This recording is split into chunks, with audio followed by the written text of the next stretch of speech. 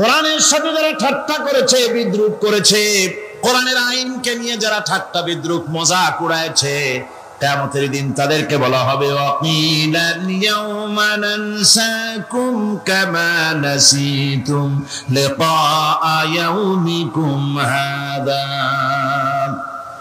কিয়ামতের দিন আল্লাহ রাব্বুল আলামিন কোরআনের ঠাট্টাকারী, কোরআনের বিদ্রুপকারী, কোরআনের আইনের অমান্যকারীদেরকে বলবেন আমি আজকে তোমাদের ভুলে গেলাম, যেমন করে তোমরা এই দিনে আমার সঙ্গে সাক্ষাৎকারের কথা ভুলে গিয়েছিলে। তোমরা যেমন আমার আজকের এই কিয়ামতের দিনের কথা যারা ভুলে গিয়েছিলে, আজকে আমিও তোমাদেরকে ভুলে গেলাম। এরপরে কি হবে? ওয়া মাওয়াকুমুন নার ওয়া মা লাকুম মিন নাসিরিন। আল্লাহ পাক বলেন এরপরে এদের জায়গা হবে জাহান্নাম, আর এদের সাহায্যকারীও কেউ থাকবে না, জাহান্নামে চিরকাল থাকতে হবে। এটা এই জন্য যে তারা আল্লাহর কোরআনের সঙ্গে ঠাট্টা করেছে, বিদ্রুপ করেছে, কোরআনের আইন মানে নাই, কোরআনের আইনকে অমান্য করে চলেছে। এই জন্য কিয়ামতের দিন আল্লাহ রাব্বুল আলামিন তাদেরকে শাস্তি প্রদান করবেন। কোরআন পৃথিবীর বুকে আল্লাহ নাজিল করেছেন, শুধু তেলাওয়াত করবেন ঝুলে ঝুলে, এজন্য নয়। কি জন্য নাজিল হলো? এবার উদ্দেশ্য শুনো। আল্লাহ পাক বলেন আর রহমান আল্লামাল কোরআন। আল্লাহ রাব্বুল আলামিন তিনি হলেন এমন দয়াবান, এমন রহমান, যিনি কোরআন শিখালেন। কি কারণে শিখালেন? কোরআন নাজিলের উদ্দেশ্য কি? আল্লাহ পাক বলেন ইন্না আনজালনা ইলাইকাল কিতাবা বিল হাক্কি লিতাহকুমা বাইনান নাসি বিমা আরাকাল্লাহ। আল্লাহ পাক বলেন এই কিতাব আমি আপনার প্রতি অবতীর্ণ করেছি এই জন্যে যাতে করে আপনি আল্লাহর প্রদর্শিত এই বিধান অনুযায়ী মানুষের উপরে বিচার ফয়সালা করতে পারেন। মানুষের উপরে আইন চলবে আল্লাহ। কার আইন? জোরে বলেন কার আইন? আলা লাহুল খালক ওয়াল আমর। সৃষ্টি যার, আইন চলবে কার? আল্লাহ পাক বলেন এই জন্য নাজিল করলাম, কোরআন নাজিল করেছি যাতে করে কোরআনের আইন দিয়ে বিচার ফয়সালা করতে পারেন, সেই জন্যই কোরআন নাজিল করলাম। আসলে আল্লাহর নবীর এই পৃথিবীতে আগমনের উদ্দেশ্য ওটাই ছিল। হুয়াল্লাযী আরসালা রাসূলাহু বিল হুদা ওয়া দীনিল হক লিইয়ুযহিরাহু আলাদ-দীনি কুল্লিহি ওয়া কাফা বিল্লাহি শাহীদা। আল্লাহ রাব্বুল আলামিন বলেন আমি আমার রাসূলকে দ্বীনে হক, সত্যের বিধান সহকারে দুনিয়ায় প্রেরণ করেছি। লিইয়ুযহিরাহু আলাদ-দীনি কুল্লিহি আয় লিইয়ুগলিবাহু আলা সাইরিল আদিয়ান। সমস্ত আদিয়ানে বাতিলের উপরে আমার দ্বীনকে বিজয়ী করে দেওয়ার জন্য আমি রাসূলের কাছে কিতাব সহকারে তাকে অবতীর্ণ করেছি। এই দায়িত্ব শুধু মুহাম্মদ সাল্লাল্লাহু আলাইহি ওয়াসাল্লামের ছিল না, দুনিয়ার উপরে আল্লাহর দ্বীন কায়েম করা, আল্লাহর বিধান অনুযায়ী মানুষের বিচার ফয়সালার দায়িত্ব শুধু মুহাম্মদ সাল্লাল্লাহু আলাইহি ওয়াসাল্লামের ছিল না, সমস্ত নবীদের ছিল। কাদের ছিল? সব নবীদের ছিল। ফাবাসাল্লাহু আন-নাবিয়্যিনা মুবাশশিরিনা মুনযিরিন ওয়া আনজালা মা'আহুমুল কিতাবা বিল হাক্কি লিয়াহকুমা বাইনান নাস।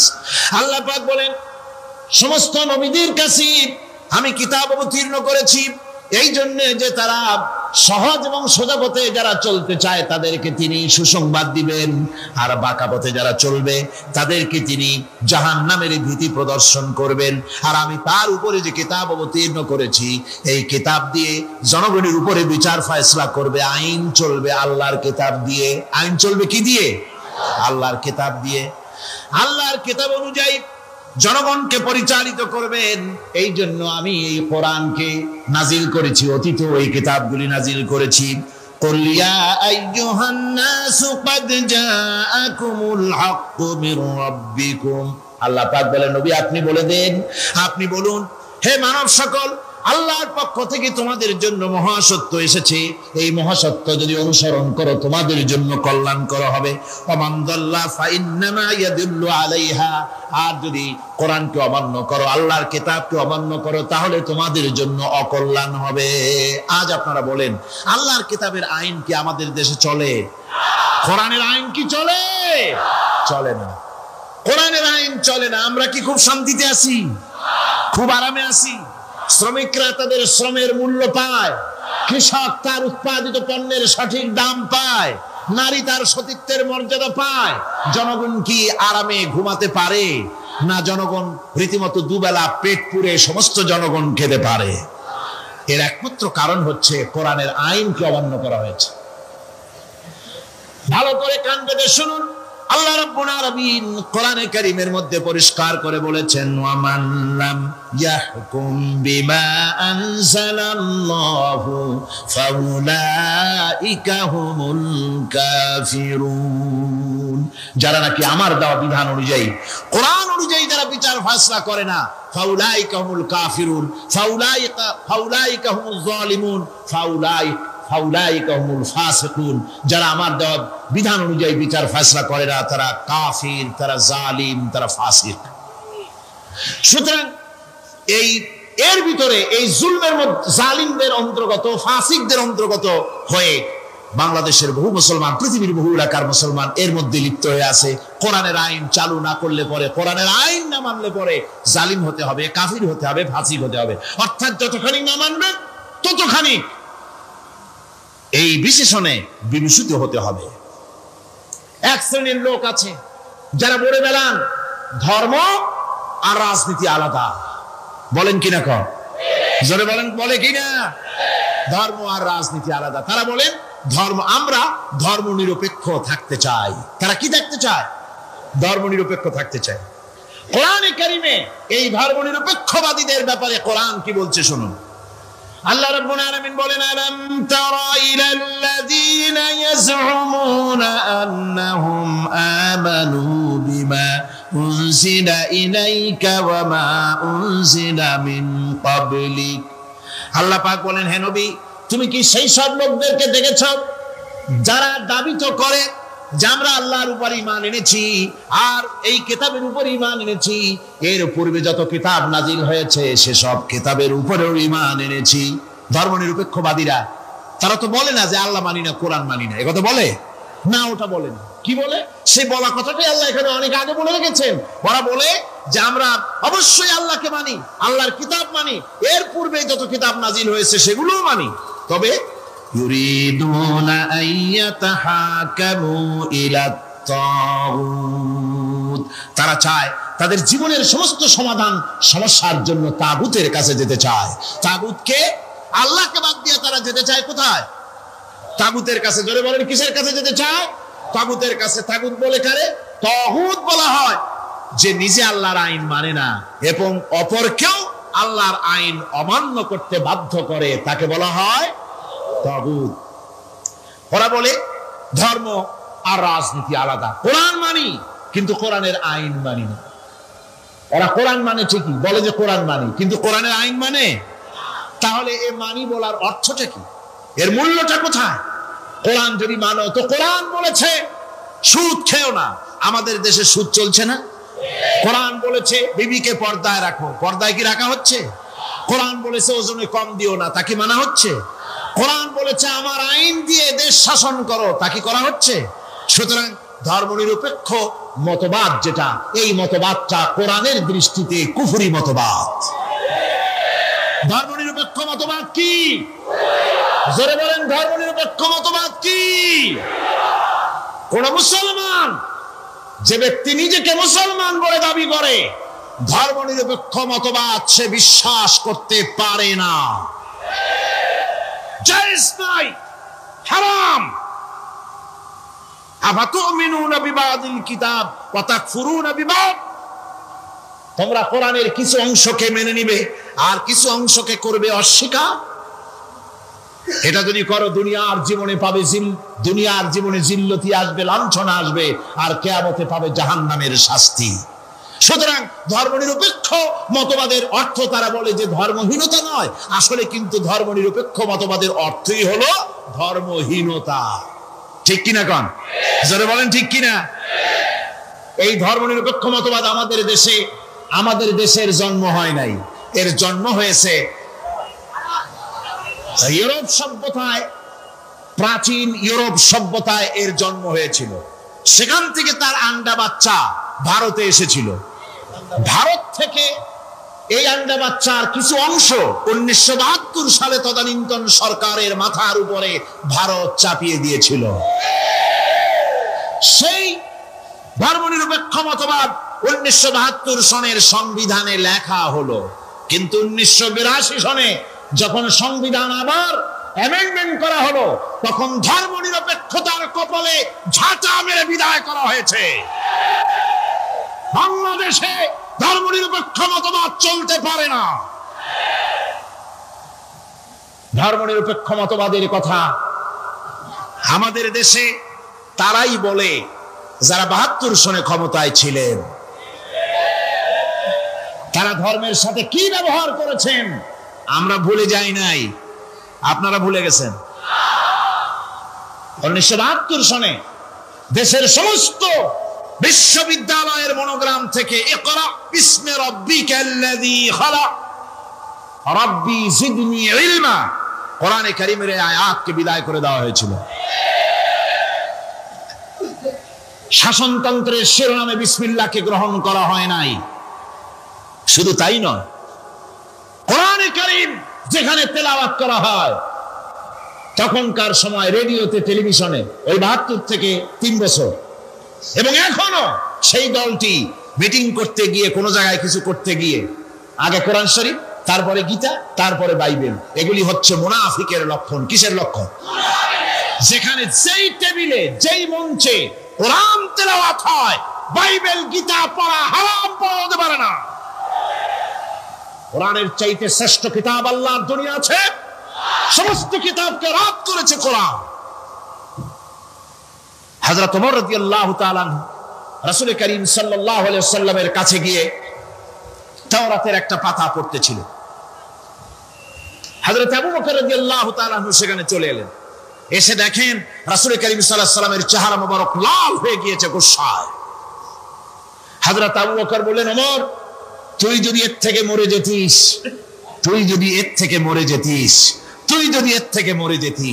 3 বার বললেন। হযরত ওমর শিউরে উঠলেন, হতচকিত হয়ে উঠলেন। আবু বকর আমাকে মরার কথা বলছেন কেন? তিনি তাকিয়ে দেখেন রাসূল করিম সাল্লাল্লাহু আলাইহি ওয়াসাল্লামের চেহারা মোবারক গোসায় লাল হয়ে গেছে। হযরত ওমর বলছেন, ইয়া রাসূলুল্লাহ, আমার এবং আমার পিতামাতার জীবন আপনার কদম মোবারকে উৎসর্গ হয়ে যাক। আমি অপরাধ করেছি, কি অন্যায় করেছি হুজুর আমাকে বলুন।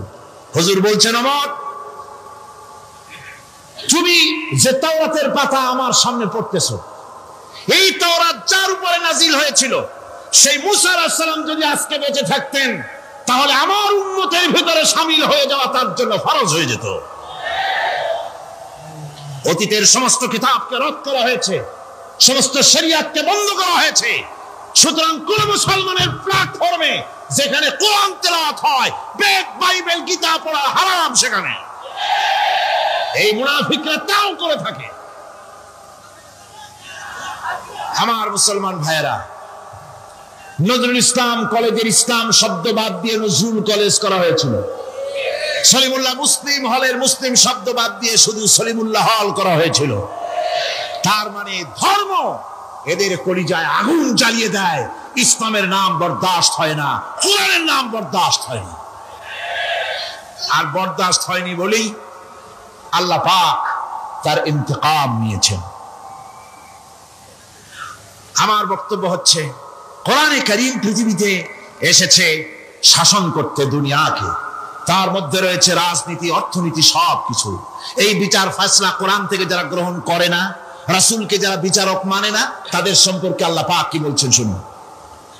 ফালা ওয়ারাব্বিকা লা ইউমিনুনা হাত্তা ইউহাক্কিমুকা ফীমা শাজারা বাইনাহুম সুম্মা লা ইয়াজিদু ফী আনফুসিহিম হারাজাম মিম্মা কাদাইতা ওয়া ইউসাল্লিমু তাসলিমা। আল্লাহ রাব্বুল আলামিন বলেন, সালাম রব্বিক, কখনো নয় হে নবী, আপনার রবের কসম, কখনোই নয়। ওরা মুমিন নয় যারা নাকি তাদের জীবনের সব কিছুর ব্যাপারে যতক্ষণ পর্যন্ত আপনাকে বিচারক না মানে, আপনার দেওয়া ফয়সালাকে গ্রহণ না করে, এবং আপনি বিচার করার পর ফয়সালা দেওয়ার পরে এটার উপরে দ্বিধাহীন চিত্তে মেনে যতক্ষণ না নিবে, ততক্ষণ পর্যন্ত তারা যত ঈমানের দাবি করুক, তারা আসলে মুমিন না। এ ফতোয়া কার? এ ফতোয়া কার? আল্লাহ রাব্বুল আলামিনের ফতোয়া। কখনো মুমিন হতে পারবে না যারা রাসূলুল্লাহকে ফয়সালাকারী হিসেবে গ্রহণ না করবে, কোরআনকে সংবিধানের উৎস হিসেবে গ্রহণ না করবে। কোরআন এসেছে আইনের কিতাব হিসেবে পৃথিবীর মানুষকে পরিচালিত করার জন্য। আজ এই কোরআনের আইন যারা মানে সেখানে শান্তি পায়, কোরআন যেখানে মানে না সেখানে শান্তি হয় না। আল্লাহ পাক পরিষ্কার বলেছেন কোরআনের আইন মেনে চলো। আর যারা এই কোরআনকে অমান্য করবে তাদের শাস্তি কি হবে? আল্লাহ পাক বলেন, আল্লাযীনা কাযযাবু বিল কিতাবি ওয়া বিমা আরসালনা বিহি রুসুলানা ফাসাউফা ইয়ামালুন। আল্লাহ পাক বলেন, আমি যে কিতাব নাজিল করেছি এই কিতাবকে যারা মিথ্যা মনে করে, কিতাবকে যারা অস্বীকার করে, কোরআনের আইন যারা মানে না, আমি যে রাসূলের উপরে যা নাজিল করেছি সেগুলির উপরে যারা ঈমান আনে না, এগুলিকে যারা মানে না, তাদের জন্য এর পরিণতি তারা খুব শীঘ্রই টের পাবে। খুব শীঘ্রই তাদেরকে পরিণতি দেওয়া হবে। কিয়ামতের দিন তাদেরকে আল্লাহ রাব্বুল আলামিন জাহান্নামে প্রবেশ করাবেন। কোরআনের অমান্যকারীদের জায়গা কোথায় হবে? কোথায় হবে তাদের জায়গা? জাহান্নামের ভিতরে হবে। সুতরাং আমরা কোথায় যেতে চাই? জাহান্নামে না জান্নাতে? বেহেশতে যদি যেতে চাই, দুনিয়ায় যদি শান্তি চাই এবং আখিরাতে যদি মুক্তি পেতে চাই, তাহলে আমাদেরকে কোরআনের আইনকে মানতে হবে। কিসের আইন মানা লাগবে? কোরআনের আইন মানতে হবে। কোরআনে কারীমের নাজিল হলো, আল্লাহ পাক যে কোরআন আমাদের শিখালেন, আর রহমান আল্লামাল কোরআন, যে কোরআন তিনি আমাদের শিখালেন। এই কোরআন নাজিলের পদ্ধতি ছিল মদিনা এবং মক্কা। রাসূলের মক্কি জিন্দেগিতে কিছু নাজিল হয়েছে, আর মদনী জিন্দেগিতে নাজিল হয়েছে কিছু। মক্কা শরীফে যেগুলি নাজিল হয়েছে সে সূরাগুলো ছিল তাওহীদ, রিসালাত এবং আখিরাতের উপরে নির্ভর করে। আর মদনী সূরা যেগুলি ছিল সেগুলি ফৌজদারি দণ্ডবিধি, উত্তরাধিকারী আইন, তারপরে যাকাত, ওসর, যুদ্ধ, সন্ধি, বন্দী, এরপরে রয়েছে স্বরাষ্ট্রনীতি, পররাষ্ট্রনীতি, অর্থনীতি, জীবন পরিচালনার সমস্ত বিধি আর ব্যবস্থা মদনী জিন্দেগির সূরাগুলিতে, অবতীর্ণ সূরাগুলিতে আল্লাহ রাব্বুল আলামিন নাজিল করেছেন। কোরআন শরীফ মানুষের সকল সমস্যার সমাধান দিয়েছে। এখানে আমি এখন তার কিছু নমুনা পেশ করছি আপনাদের সামনে, আপনাদের বোঝার জন্য যে কোরআন। অনেকে বলে যে কোরআনের তাফসীরের ভেতরে রাজনীতির আলোচনা হয়। রাজনীতি সেইটুক করি যেটুকু আল্লাহ কোরআনে করেছেন। যেরকম আলহামদুলিল্লাহ, এর থেকে বাড়াই কিছু বলি নাকি? না। কোরআন যেটুকুন করেছে, রাসূলুল্লাহ যেটুকুন করেছে, একজন মুসলমান হিসাবে তা করা আপনার আমার জন্য কি? সুন্নত, নফল। ওইটা করা কি জোরে কোন? এটা করা আমাদের জন্য ফরজ। সেই জন্য আমি কিছু নমুনা পেশ করছি আপনাদের সামনে, বুঝতে পারবেন যে কোরআন শুধু নামাজের কথা নিয়ে আসে নাই। কোরআনের মধ্যে আয়াত সংখ্যা কত? ৬,৬৬৬, এটা ঠিক না, কিছু কম আছে। ৬,০০০ কয়েক শত, ভালো করে গুণে দেখা দরকার। তো এই যে আয়াতে কারিমা যেগুলি রয়েছে, এর মধ্যে মাত্র ৫০০ আয়াত হচ্ছে হুকমে শরঈ। ভালো করে শুনুন, ৫০০ আয়াত আদেশ এবং নিষেধ জাতীয়। এটা করো, ওটা করো না, এটা হালাল, ওটা হারাম, এ হলো ৫০০। তো এই যদি ৫০০ হয় তাহলে বাকি ৬,০০০ কি? বাকি ৬,০০০ ইতিহাস, দর্শন, বিজ্ঞান, রাজনীতি, অর্থনীতি, সমাজনীতি, উত্তরাধিকারী আইন, পররাষ্ট্রনীতি, স্বরাষ্ট্রনীতি, মানুষের জীবনে যা দরকার, ইহকাল, পরকাল, কবর, হাসর, মিজান, সিরাত, জান্নাত, জাহান্নাম, এসব কিছু আল্লাহ পাক বাকি হাজার হাজার আয়াতের মধ্যে বলেছেন। তো ৫০০ আয়াতের পরিচিতি আমাদের জানা আছে, নামাজ, রোজা, হজ, যাকাত, হালাল, বৈধ, অবৈধ ইত্যাদি সম্পর্কে। কিন্তু বাকি আয়াতগুলিতে আমাদের জীবন পরিচালনার ব্যাপারে আল্লাহ পাকের কথা শুনুন, কিভাবে এই কথাগুলি আল্লাহ পাক আমাদের বলছেন। বিচার পদ্ধতি সম্পর্কে শুনুন। কোরআন যে বিচার পদ্ধতি আমাদেরকে দিয়েছেন, নিরঙ্কুশ ন্যায় বিচারের কথা কোরআন বলেছে। কোরআন বলেছে বিচার হতে হবে কি ধরনের? ওয়াইদা হাকামতুম বাইনান নাসি আন তাহকুমু বিল আদল। কোরআন শরীফ বলেছে তোমরা যখন লোকদের মাঝে বিচার ফয়সালা করবে তখন অবশ্যই সুবিচার করবে, জাস্টিস, ন্যায় বিচার করবে। এই ন্যায় বিচার করতে গিয়ে তোমার সামনে যদি বিজাতীয় কোনো লোক আসামি হয়ে দাঁড়ায়, অমুসলিম, তখন বিচারটা কিভাবে করবে? কোরআনে কারীম বলছে ওয়ালা ইয়াজরিমান্নাকুম শানাআনু কওমিন আলা আল্লা তা'দিলু। কোন বিশেষ শ্রেণীর বিচার কাজ করতে গিয়ে, কোন বিশেষ শ্রেণী বা জাতির বিচার কার্য পরিচালনা করতে গিয়ে তাদের প্রতি বিদ্বেষ যেন তাদেরকে তুমি যেন জুলুম করে না বসো, তখন যেন তুমি ইনসাফ করতে পারো, তাদের উপরে জুলুম করবে না। সে যদি তোমার জাতের লোক না হয়, বিচার করতেছে তুমি বিচারক হিসাবে সঠিক বিচার করবে, বিচারের মানদণ্ডকে কখনো খেলাধুলা করবে না, ভালো সুবিচার করবে। এটা হচ্ছে কোরআনে কারীমের কথা। আর আত্মীয় স্বজনের বিচার সম্পর্কে বলা হচ্ছে যে তোমরা বিচার নিয়ে, সুবিচার নিয়ে তোমরা দাঁড়াও, দণ্ডায়মান হও, সুবিচার নিয়ে মুসলমানেরা তোমরা যখন বিচার করবে, তখন এই বিচার করতে গিয়ে ওয়ালাউ আলা আনফুসিকুম আবিল ওয়ালিদাইনি ওয়াল আকরাবিন, সে যদি তোমার নিজের বিরুদ্ধেও যায় বিচার, তা যদি তোমার সন্তান সন্ততি, ভাই ব্রাদার, মা বাপ ইত্যাদির বিরুদ্ধেও যদি চলে যায়, ইয়াকুন গানিয়ান আও ফাকিরান, যদি সে গরিব হয়, যদি সে ধনীও হয়, বিচারের বেলায় কোনো রকম তারতম্য করবে না, আপন হোক পর হোক, বিচার করতে হবে সঠিক। এটা কার কথা? আল্লাহর। জোরে বলেন কার কথা? পৃথিবীর কোন ধর্মগ্রন্থে কথা বলেছে? পৃথিবীর কোন জাতি কথা বলেছে? কোরআন বলেছে এই সুবিচারের কথা। সুবিচার করতে হবে, বিচারের বেলায় খবরদার আপন পর এবং কোন ধর্মের লোক এই চিন্তা করতে যেও না। কোরআনে কারীমের মধ্যে রয়েছে ফৌজদারি দণ্ডবিধি, জুডিশিয়াল ল, ফৌজদারি দণ্ডবিধি। এখানে একটা কথা বলে নিতে হয়, আল্লাহর আইন, মূল কথাটা কি? আল্লাহর আইন। আল্লাহর আইনের কথা শোনা মাত্রই এক শ্রেণীর লোকেরা মনে করে আল্লাহর আইন মানেই হলো হাত কাটা, আল্লাহর আইনের অর্থই হলো গলা কাটা, আল্লাহর আইনের অর্থই হলো দৌড়া মারা। এটা একটা বাজে কথা। আল্লাহ পাকের আল্লাহ কি এইরকম একটা বদমেজাজি দারোগার মতো আল্লাহ যে মানুষ পাইলেই খালি পিটাবে আর হাত কাটবে? একটা কথা হইল? হাত কাটা, গলা কাটা, এটা কখন? সুবিচার প্রতিষ্ঠিত হয়ে যাবে, খাওয়া পড়ার গ্যারান্টি মিলবে, তারপরে যদি কেউ চুরি করে দৃষ্টান্তমূলক শাস্তি দাও হাত কেটে। এর আগে না। মদিনা মুনাওয়ারায় হযরত ওমর রাদিয়াল্লাহু তাআলা আনহুর সময় অনাবৃষ্টির কারণে দুর্ভিক্ষ দেখা দিয়েছিল। তখন হযরত ওমর জাস্টিসদেরকে, ম্যাজিস্ট্রেটদেরকে ডেকে পরিষ্কারভাবে এলান করে দিয়েছিলেন, এখন যদি কোনো চোর ধরা পড়ে, এই দুর্ভিক্ষ চলাকালীন কোন চোর যদি ধরা পড়ে আর প্রমাণিত হয় পেটের জ্বালায় চুরি করেছে, খবরদার তার হাতকে তোমরা কাটবে না, খবরদার হাত কাটবে না। ইসলাম তো আগে পেটে দেয়। আগে কোথায় দেয়? পেটে, তারপরে দেয় পিঠে, আগে দেয় না। মানুষের খাওয়া পড়া, শিক্ষা, চিকিৎসা, বাসস্থান সবটার গ্যারান্টি দেওয়া হয়। মদিনায় যখন এই গ্যারান্টি এসে গেল, চোরের হাত কাটা আইন মক্কায় নাজিল হয় নাই, নাজিল হয়েছে মদিনা মুনাওয়ারায়, রাসূলের মদনী জিন্দেগিতে। কোন সময়? যখন রাসূলুল্লাহ প্রেসিডেন্ট। রাসূলুল্লাহ কি? যারা কোন রাসূলুল্লাহ কি? রাষ্ট্রপতি। সেই সময় মানুষ দরজা খুলে ঘুমাবার সুযোগ পেল, খাওয়া পড়া, শিক্ষা, চিকিৎসা, বাসস্থানের গ্যারান্টি পেল।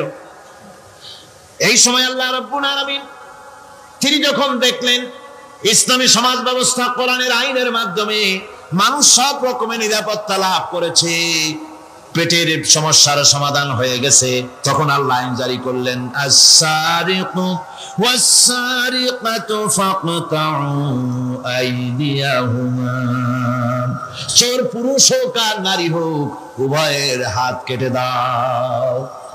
পুরুষ হোক আর নারী হোক, এখন উভয়ের হাত কেটে দাও। দৃষ্টান্তমূলক শাস্তি হোক, যাতে করে এই চুরি আর না কেউ না করে। পেটে খাবার আছে, চাকরি আছে, ওষুধ আছে, শিক্ষা আছে, থাকার মতো জায়গা আছে, এখন চুরি করো কেন? তাহলে বোঝা যাবে এটা নেশায় পরিণত হয়েছে। কি হয়েছে? নেশা। তখন তো আর চোরকে বসায় সেলুট মারা আর যাবে না, এখন হাতটা কাটিয়া একটা শাস্তি দিয়ে দাও। আমাদের দেশে কিন্তু চোরের হাত কাটা আইনের ব্যাপারে কোন চোরেরা আজ পর্যন্ত মিছিল করে না। বাংলাদেশের কোন ছোট ছোট চোর, যেমন তাল চোর, বেল চোর, কচু চোর, ছাতি চোর, জুতা চোর, আরো যত ছোট ছোট চোর, এই সব চোরেরা কি কোনোদিন মিছিল করেছে যে চোরের হাত কাটা আইন মানি না, মানবো না? বলেছে কেউ?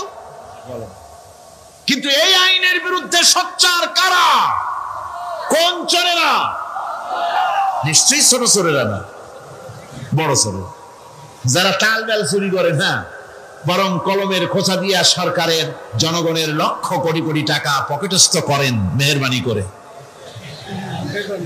ওইসব তারা মনে করেন যদি এই আইন চালু হয়ে যায় তাহলে তালচোর বেলচোরের তো কোনো ক্ষতি নাই, ইসলামী রাষ্ট্র চালু হলে পরে তো সকলের পেটে ভাত আসবে, ওই তাল বেল আর চুরি করা লাগবে না, তাদের তো সুবিধা।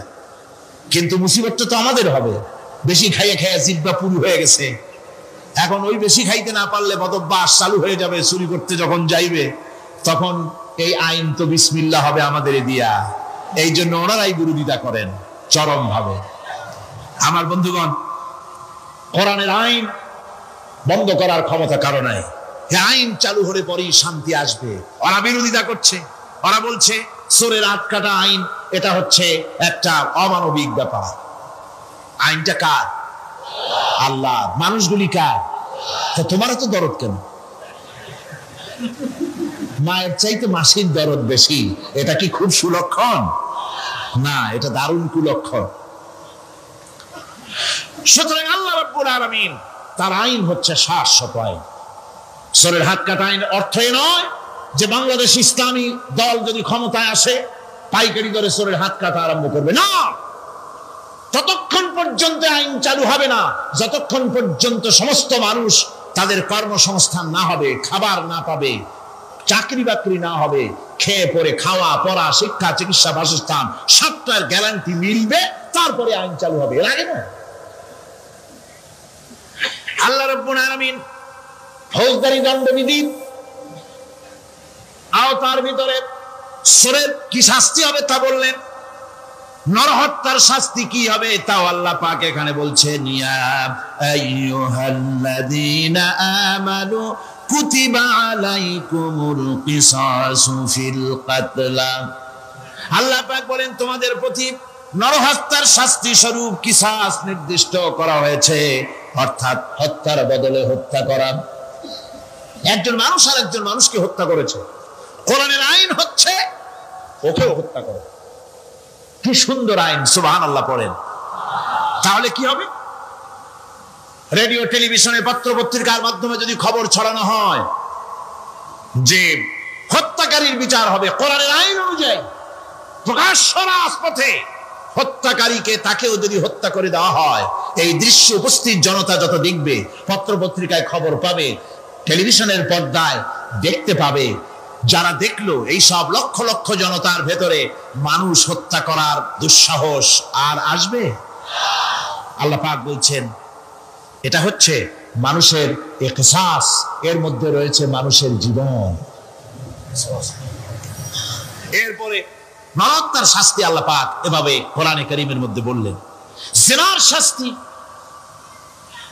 আয-যানিয়াতু ওয়াজ-যানি ফাজলিদু কুল্লা ওয়াহিদিম মিনহুমা মিআতা জালদা। আল্লাহ রাব্বুল আলামিন বলেন জিনাকারিনী পুরুষ, জিনাকারিনী নারী আর জিনাকারা পুরুষ, তাদের শাস্তি হচ্ছে উভয়কে 100 করে দৌড়া মারা, প্রাণদণ্ড দিয়ে দেওয়া। এই শাস্তি যদি হয় জিনা বন্ধ হয়ে যাবে, বিবাহ সহজ হবে। ইসলামী রাষ্ট্র হলে পরে জিনা করা কঠিন হবে, বিবাহ করা সহজ হয়ে যাবে। এটা হচ্ছে কোরআনের আইনের সুন্দর বিধান। জিনার শাস্তি, চোরের শাস্তি, নরহত্যার শাস্তি জুডিশিয়াল লয়ের আওতায়, ফৌজদারি দণ্ডবিধির আওতায় এগুলি পড়ে। এগুলি সব কোরআন শরীফে আছে না নাই? আছে কিনা? তাহলে কি করে আপনি বলবেন আপনি ধর্ম নিরপেক্ষ? আপনি শুধু ধর্ম আপনার ব্যক্তিগত ব্যাপার আর রাজনীতি একটা আলাদা ব্যাপার। এবারে আল্লাহ রাব্বুল আলামিন মদ পান সম্পর্কে, যারা মদ পান করবে, জুয়া খেলবে যারা, তাদের সম্পর্কে মদ্যপায়ীদের ব্যাপারে আল্লাহ পাক বলছেন ইন্নামাল খামরু ওয়াল মাইসিরু ওয়াল আনসাবু ওয়াল আজলামু রিজসুম মিন আমালিশ শাইতানি ফাজতানিবুহু। আল্লাহ পাক বলেন নিঃসন্দেহে মদ, জুয়া এবং পাশা এই সমস্ত খেলাকে, এই সমস্ত জিনিসকে নাপাক ঘোষণা করা হয়েছে। এগুলি সব হতেছে শয়তান কর্তৃক উদ্ভাবিত নোংরা কাজ। এগুলি শয়তানের কাজ। মদ আর জুয়া কার কাজ? জোরে বলেন কার কাজ? শয়তানের কাজ।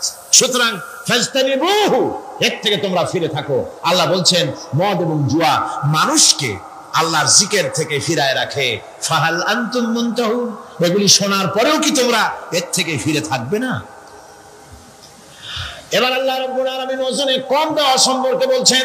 যারা ব্যবসায়ী, অনেক ব্যবসায়ী আছে, ব্যবসা করতে গিয়ে ধর্ম ব্যক্তিগত ব্যাপার, ব্যবসার মধ্যে ধর্ম নিতে চাই না। কয় যে ধর্ম দারুণ পবিত্র জিনিস, এত পবিত্র, শুধু মসজিদে থাকবে, শুধু মাদ্রাসায় থাকবে, আমার জীবনের বিস্তীর্ণ অঙ্গনে ধর্ম ঢুকতে পারবে না। তার মানে ভাবখানা এই, আল্লাহ এবং রসুলকে বলে দেওয়া হচ্ছে, হে আল্লাহ হে রসুল, তোমাদের উপরে 144 জারি করে দিলাম, শুধু মসজিদে আর খানকায় থাকো, মাদ্রাসায় থাকো, আমাদের জীবনের বিস্তীর্ণ অঙ্গনে তোমাদের কোনো প্রবেশের অধিকার নাই। জোরে কর নাউজুবিল্লাহ।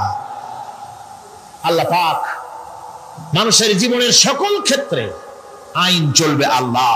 ইনিল হুকমু ইল্লা লিল্লাহ, আইন চলবে কার?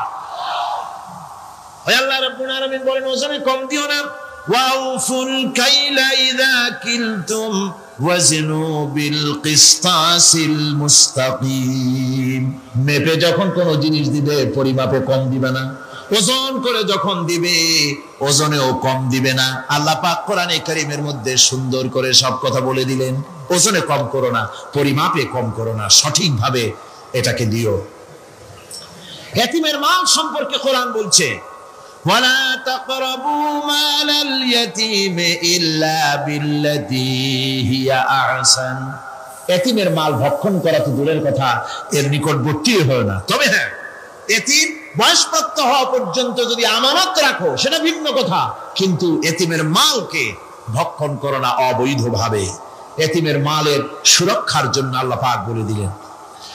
অশ্লীলতা সম্পর্কে, আজকে সমাজে অশ্লীলতা চলছে, বেহায়ামি, নগ্নতা চলছে, এ সম্পর্কে আল্লাহ পাক বলছেন, কুল ইন্নামা হারামা রাব্বিয়াল ফাওয়াহিশা মা যাহারা মিনহা ওয়া মা বাতান।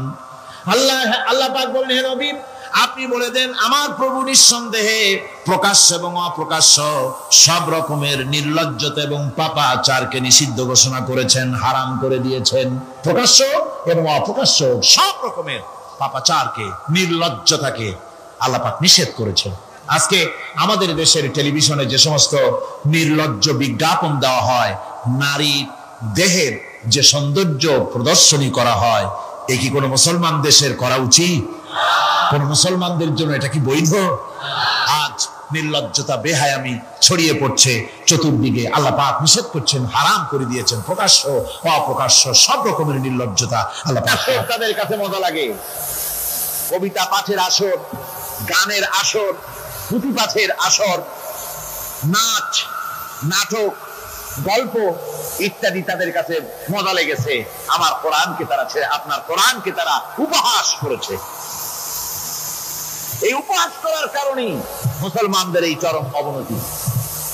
আল্লামা ইকবাল বলেছেন, वो ज़माना में मुअज़्ज़ज़ थे मुसलमान होकर और तुम मुखार बने हो तारिके कुरान होकर। সে যুগের মানুষেরা কোরআনকে সম্মান করে দুনিয়ার বুকে মর্যাদা তারা পেয়েছিলেন, আর আজকে কোরআনকে না মেনে কোরআন থেকে দূরে সরে গিয়ে মানুষেরা আজ চরম ভাবে জিল্লতির মধ্যে পড়ে গিয়েছে। কাজেই আল্লাহ রাব্বুল আলামিনের নবী কিয়ামতের দিন মামলা দায়ের করবেন, বড় মুশকিল হয়ে যাবে মুসলমানদের জন্য, বিপদে পড়ে যেতে হবে। সেজন্য রাসূলের রাসূল যে মামলা দায়ের করবেন ওই মামলায় যেন আমরা আসামি না হয়ে যাই, তার জন্য আমাদের দায়িত্ব হলো কোরআন পড়তে হবে, কোরআন বুঝতে হবে, আর কোরআন অনুযায়ী নিজেদের জীবনকে পরিচালিত করতে হবে। যারা এই কোরআনকে মানবে না, কোরআনের ফয়সালা অনুযায়ী জীবনের ফয়সালা করবে না, তাদের সম্পর্কে আল্লাহ পাক বলেছেন ওয়া মান লাম ইয়াহকুম বিমা আনজালাল্লাহু ফাউলাইকা হুমুজ জালিমুন। যারা এই কোরআন দিয়ে, এই বিধান দিয়ে বিচার ফয়সালা করে না, তারা জালিম, তারা কাফের, তারা ফাসিক, যারা নাকি কোরআন দিয়ে বিচার ফয়সালা করে না। সুতরাং কোরআনের ইক্তিদাস কায়েম করার জন্য চেষ্টা করতে হবে, সম্মিলিতভাবে চেষ্টা করতে হবে, যাতে করে সমাজে কোরআনের রাজ কায়েম হয়ে যায়। শুধু তেলাওয়াতের মাধ্যমে নয়, বরং বাস্তবে কোরআনকে জমিনে প্রতিষ্ঠার জন্য সর্বাত্মক প্রচেষ্টা চালাতে হবে মুসলমানদেরকে। আমরা কি সেই প্রচেষ্টা চালাতে রাজি আছি? জোরে বলেন, রাজি আছি? আল্লাহ রাব্বুল আলামিন বলেন, আমি প্রত্যেক নবীর জন্য দুষ্কৃতকারীদেরকে দুশমন বানায় দিয়েছি, অর্থাৎ এই দুশমনি চলতে থাকবে। হঠাৎ করে ফেরেশতারা এসে জমিনে দিন কায়েম করে দিয়ে যাবেন, এজন্য সংগ্রাম করতে হবে, এজন্য কষ্ট করতে হবে। আর আল্লাহ পাক বলেন, নবীকে বলছেন আপনাকে সাহায্য করার জন্য, সত্য পথ দেখাবার জন্য, আর সাহায্য করার জন্য আমি আল্লাহ আপনার জন্য যথেষ্ট।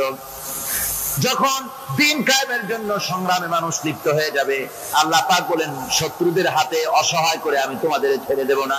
ওয়া কানা হাক্কান আলাইনা নাসরুল মুমিনিন।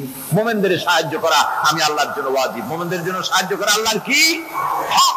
আল্লাহ বলেন আমি মুমিনদেরকে সাহায্য করব, ভয় পাইও না। ওয়ালা তাহিনু ওয়ালা তাহজানু ওয়া আনতুমুল আলাউনা ইন কুনতুম মুমিনিন। কোনো ভয় নাই, কোনো চিন্তা নাই। যদি মুমিন হও আমি আল্লাহ তোমাদেরকে বিজয়ী করব। মুমিন হওয়া লাগবে। আর যদি মুমিন না হও তাহলে বারবার মতো কাফেরের দেশ ভয় দেখাবে, ভয় ছড়ে ছিটে পড়বা। বুঝলেন? ঈমান যদি থাকে, ঈমানের মজবুতি যদি থাকে, তাহলে মুসলমান লড়াই করে এসেছে, ইতিহাস দেখিয়ে এসেছে। সামান্য কয়েকজন মুসলমান, আল্লাহ বলেছেন 10 জন যদি হও 100-র উপরে আমি তোমাদেরকে জয়যুক্ত করব। সুবহানাল্লাহ। মুত্তাকি হতে হবে, সাবের হতে হবে। মুসলমান হলে তার তো ভয়ের কিছু নাই। সে লড়াই করে অস্ত্রের জোরে নয়, জনবলের, সৈন্যদের শক্তির জোরে নয়, সে লড়াই করে আল্লাহর রহমতের উপরে ভরসা করে, ঈমানের জোরে। কিসের জোরে? ঈমানের জোরে। এই জন্য মুসলমানদের সাথে যারাই লড়াই করতে এসছে, মার খাইয়া পলাইয়া কুল পায় নাই, মহাবীর দুর্বল সিংহের মতো পলাইছে। তাদের তার কারণ কি? যে ওদের চিন্তা হলো যে যদি মরি তো জাহান্নাম ছাড়া পথ নাই। আর মুসলমান সে মনে করছে যদি বাঁচি তো গাফি, আর যদি মরি শহীদ হয়ে যাবো, জান্নাতে চলে যাবো। কোথায় চলে যাবো? জান্নাতে চলে যাবো। আমার ভাইয়েরা, এজন্য বিশ্ব কবি সম্রাট আল্লামা ইকবাল বলেছেন, বাতিল সে দবনে ওয়ালে है आसमान ही हम, बातिल से दबने वाले है आसमान ही हम, सो बर कर चुका है तो इम्तिहान हमारा। বাতিলের সামনে মাথা নত করার জাত আমরা না। আকাশ সাক্ষী, জমিন সাক্ষী, এই পৃথিবী সাক্ষী। মুসলমানেরা কখনো, ইমানদার মুসলমানেরা কখন মাথা, কোন সময় তারা মাথা নত করে না। তারা সেই বীর জাতি। দস্ত দস্ত है दरिया भी न छोड़े हमने, दस्त दस्त है दरिया भी न छोड़े हमने, बहरे जुल्मत में दौड़ा दिए घोड़े हमने। আমরা সেই জাতি, প্রান্তর তো প্রান্তর। শ্রাবণের খস্ততা উত্তাল তরঙ্গমালা নদীর উপর থেকে ঘোড়া দাবড়িয়ে আমি নদীর অপর পারে ইসলামের পতাকা উড্ডীন করেছি, আমি সেই মুসলমান। সুতরাং আল্লাহ রাব্বুল আলামিন বলেন, ইয়া আইয়ুহাল্লাযীনা আমানু ইন তানসুরুল্লাহা ইয়ানসুরকুম। ও বিশ্বাসীরা, তোমরা যদি আল্লাহর মদদ করো, আল্লাহ তোমাদের মদদ করবেন। তোমরা আল্লাহর সাহায্য করো, আল্লাহ তোমাদের সাহায্য করবে। আল্লাহর কি সাহায্য করবেন আপনারা? আল্লাহ দান কম হয়েছে না চাউল কম হয়েছে? কি সাহায্য করবেন? আল্লাহর সাহায্য মানে ইসলামের সাহায্য। আপনি যদি ইসলামের সাহায্য করেন, আল্লাহ রাব্বুল আলামিন আপনাকে সাহায্য করবেন। আর সাহায্য এমন ভাবে করবেন, ইতিহাসে বহু কথা আছে, আমি সংক্ষেপ করে দিচ্ছি। বদরের প্রান্তরে মাত্র কয়েকজন মুসলমান, আল্লাহ পাক তাদেরকে কিভাবে জিতালেন। আল্লাহ পাকের ওই কবি বলতেছেন, ফেজায়ে বদরে পয়দা কুন ফেরেশতে তেরি নুসরত কো उतार सकते गर्दों से कतर अंदर कतर अभी। বদরের প্রান্তরে মুসলমানদের ঈমান ছিল, ওই ঈমান যদি তোমরা আনতে পারো, তাহলে আমি আল্লাহ রাব্বুল আলামিন কাতারে কাতারে ফেরেশতা তোমাদের জন্য অবতীর্ণ করে দিতে পারি। যেরকম সুবহানাল্লাহ। وقال الذين كفروا لولا نزل عليه القرآن جملة واحدة كذلك لنثبت به فؤادك ورتلناه ترتيلا। আল্লাহ পাক কোরআন শরীফের মধ্যে বলেছেন, একজন যদি হও ঈমানদার মুত্তাকি 10 জনের উপরে বিজয়ী হবে, 10 জন যদি হও 100-এর উপরে বিজয়ী হবে, 100 যদি হও 1000-এর উপরে বিজয়ী করবো। জোরে বলেন সুবহানাল্লাহ।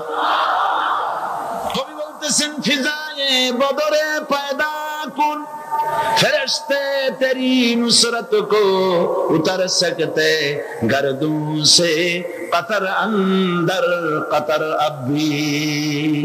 বদরের মুসলমানদের মতো ঈমান আনো, তাহলে আকাশ থেকে কাতারে কাতারে ফেরেশতা নাজিল করে দিয়ে আল্লাহ পাক তোমাদেরকে সাহায্য করবেন। সুবহানাল্লাহ। সে আল্লাহ আছে না নাই? জোরে বলেন আছে না নাই?